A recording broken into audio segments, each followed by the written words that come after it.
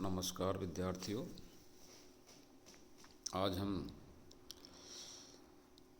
सामाजिक प्रतिमानों के वर्गीकरण के आधार और प्रकार की आज की वीडियो में चर्चा करेंगे कि सामाजिक प्रतिमानों के वर्गीकरण के कौन कौन से आधार हैं और उनके क्या प्रकार हैं। सामाजिक वर्गीकरण का पहला आधार है औपचारिकता,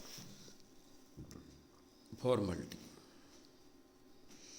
औपचारिकता के आधार पर समाजशास्त्रियों ने सामाजिक प्रतिमान के दो प्रकार बताए, औपचारिक और अनौपचारिक, फॉर्मल और इनफॉर्मल।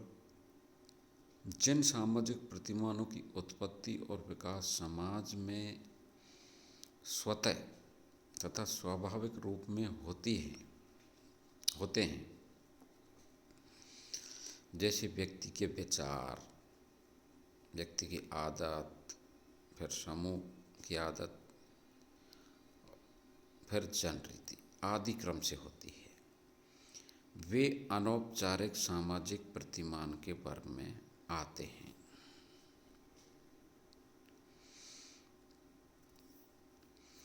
इनमें जनरीतियाँ, प्रथाएं, रूढ़ियाँ, संस्थाएं आदि आती हैं। जिन सामाजिक प्रतिमानों का निर्माण समाज के चुने हुए प्रतिनिधि या परिषद करती है,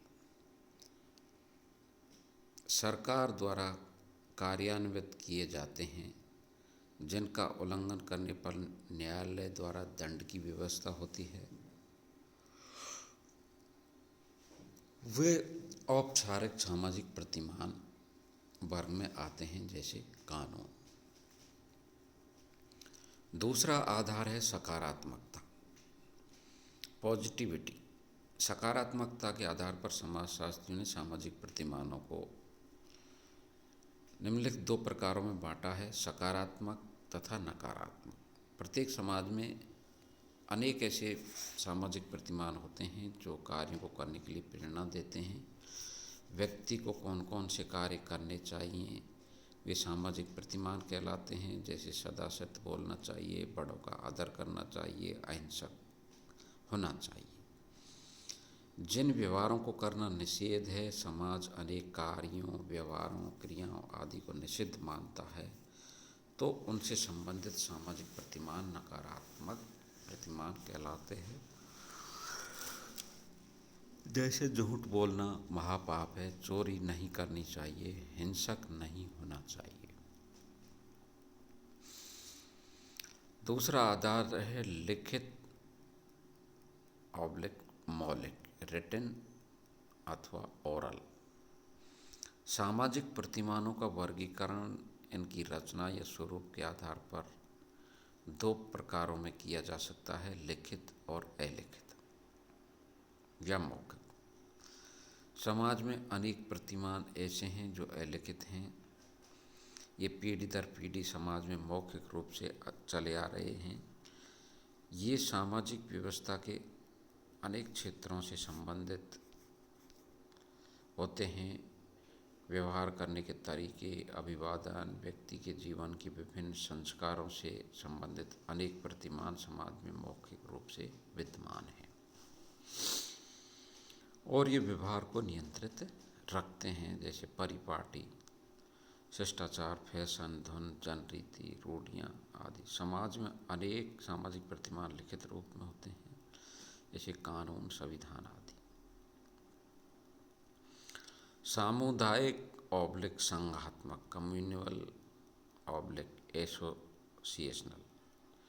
वीरस्टीड ने सामाजिक प्रतिमानों का वर्गीकरण करते समय इस तथ्य का भी ध्यान रखा कि वे किन लोगों से संबंधित हैं। इस आधार पर आपने सामाजिक प्रतिमानों के निम्नलिखित दो प्रकार बताए, सामुदायिक प्रतिमान और संघात्मक प्रतिमान, कम्युनल नॉर्म्स और एसोसिएशनल नॉर्म्स।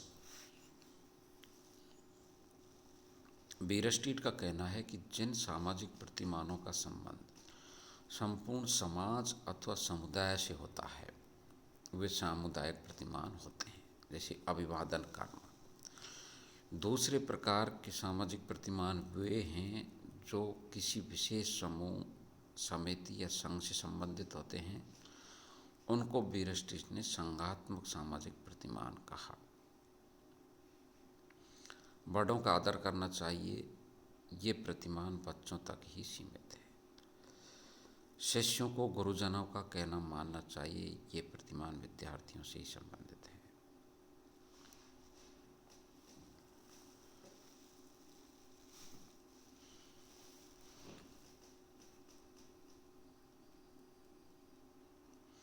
संगठित और असंगठित प्रतिमान, ऑर्गेनाइज्ड एंड अनऑर्गेनाइज्ड नॉर्म्स। संगठन के आधार पर सामाजिक प्रतिमान के दो प्रकार स्वाभाविक रूप से बन जाते हैं, संगठित सामाजिक प्रतिमान और असंगठित सामाजिक प्रतिमान। समाज में अनेक छोटी और बड़ी संस्थाएं और नियम होते हैं जो व्यक्तियों के व्यवहार को संचालित करते हैं।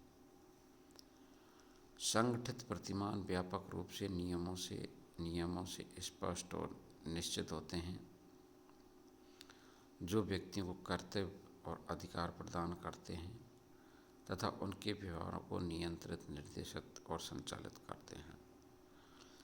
विवाह के प्रकार, विवाह विच्छेद, न्यायिक पृथक्करण, परिवार की संरचना और कार्य, न्यायालय, सरकारी कार्यालयों द्वारा बनाए गए नियम संगठित सामाजिक प्रतिमान के अंतर्गत आते हैं। सांस्कृतिक नियम और प्रतीक असंगठित सामाजिक प्रतिमान के अंतर्गत आते हैं, जैसे जनरीतियाँ, रूढ़ियाँ, प्रथाएं तथा सामाजिक परिपाटियाँ, शिष्टाचार, फैशन, धर्म। निम्नलिखित कुछ प्रमुख प्रतिमान हैं जिनका समाजशास्त्रीय विवेचन किया गया है। सामाजिक प्रतिमानों के प्रकार। जनरीतियाँ अनेक प्रकार हैं। जनरीतियाँ, प्रथाएं, लोकाचार, रूढ़ियाँ, परंपरा, नैतिकता और धर्म, कानून, संस्थाएं, परिपाटी एवं शिष्टाचार, फैशन और धर्म। आज के इस वीडियो में हम जनरीति या लोकाचार, लोक रीति के प्रकार की चर्चा करेंगे।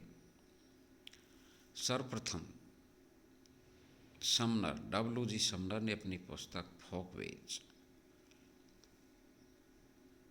1904 में इस शब्द का प्रयोग किया था। जनरीतियाँ दो शब्दों फोक और वेज के योग से बना है, जिसका अर्थ है जनरीतियाँ। समनर जनरीतियों को सामाजिक संबंधों का आधार मानते हैं। वीरस्टिच ने लिखा है, कोई भी समाज इनके बिना नहीं रह सकता। ये सामाजिक ढांचे के अंग हैं और सामाजिक संबंधों तथा व्यवस्था को स्थिरता प्रदान करते हैं। जब समूह की आदत सारे समुदाय की आदत बन जाती है तथा एक पीढ़ी से दूसरी पीढ़ी को हस्तांतरित होती रहती है, तो वो जनरीति बन जाती है। इस प्रकार से जनरीतियाँ समूह की मान्यता प्राप्त आदतें हैं। जनरीतियों को सामाजिक व्यवस्था, सामाजिक संरचना, सामाजिक संगठन, सामाजिक नियंत्रण, सामाजिक संतुलन आदि के लिए महत्वपूर्ण भूमिकाएं निभानी पड़ती हैं। इसलिए इनकी परिभाषा, कार्य, महत्व और विशेषताओं का ज्ञान होना चाहिए। जनरीतियों की परिभाषा मैकाइवर पेज के अनुसार जनरीतियाँ समाज में मान्यता प्राप्त या स्वीकृत व्यवहार करने की पद्धतियाँ हैं। ग्रीन के अनुसार जनरीतियाँ क्रिया करने की वे पद्धतियाँ हैं जो एक समाज अथवा एक समूह में सामान्य हैं और वे एक पीढ़ी से दूसरी पीढ़ी को हस्तांतरित होती हैं। गिलिन के अनुसार जनरीतियाँ दैनिक जीवन में व्यवहार करने के वे प्रतिमान हैं जो अनियोजित या बिना किसी तार्किक विचार के ही सामान्यतः समूह में अचेतन रूप में उत्पन्न हो जाती हैं। बोगार्ट्स के अनुसार एक समूह की जनरीतियों में रूढ़ियों और व्यवहारों की और सभी रीतियाँ सम्मिलित होती हैं जो रुचिकर समझी जाती हैं, लेकिन वे समूह कल्याण के लिए अनिवार्य नहीं हैं।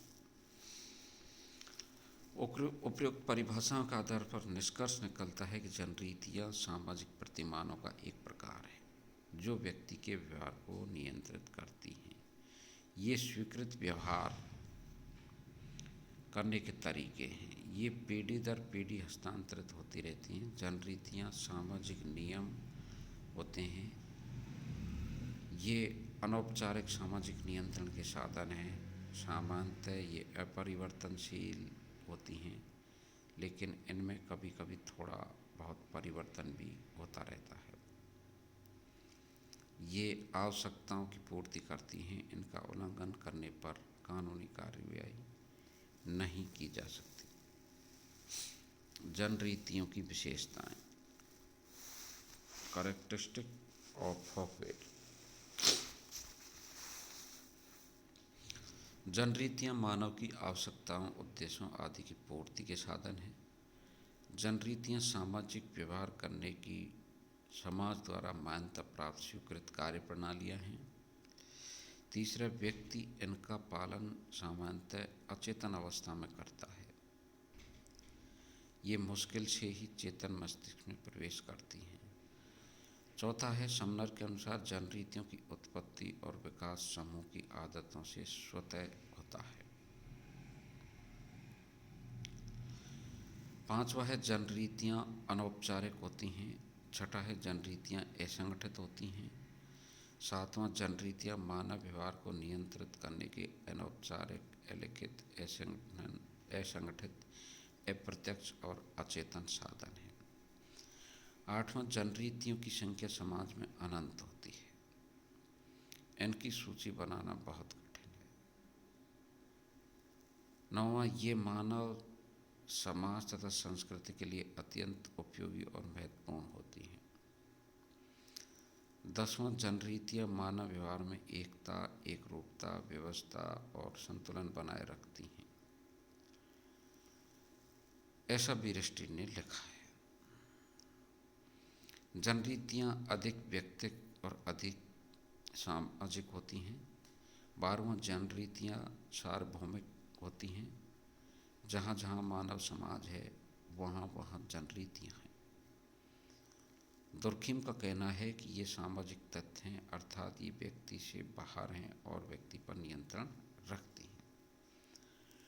जनरीतियों की प्रकृति स्थायी होती है। ये कई पीढ़ियों तक हस्तांतरित होती रहती हैं। 15वां, जनरीतियों का उल्लंघन करना समाज की अवहेलना करना है। इस प्रकार ये जनरीतियों की विशेषताएं हैं। अब इसके महत्व की चर्चा करेंगे। Impotency of फोकवेट। जनरीतियों का सामाजिक जीवन में बहुत महत्व है। विश्वविख्यात समाजशास्त्री समनर के अनुसार जनरीतियाँ सामाजिक संबंधों का आधार है। डेविस ने लिखा है कि जनरीतियाँ मानव जीवन के आधारभूत तथ्य हैं।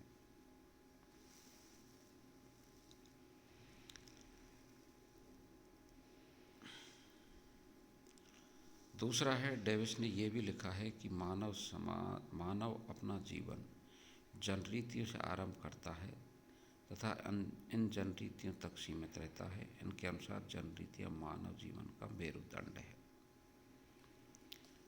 तीसरा है, व्यक्ति जनरीतियों का बार बार पालन करता है। इससे ये व्यक्ति के व्यवहार की आदत बन जाती है।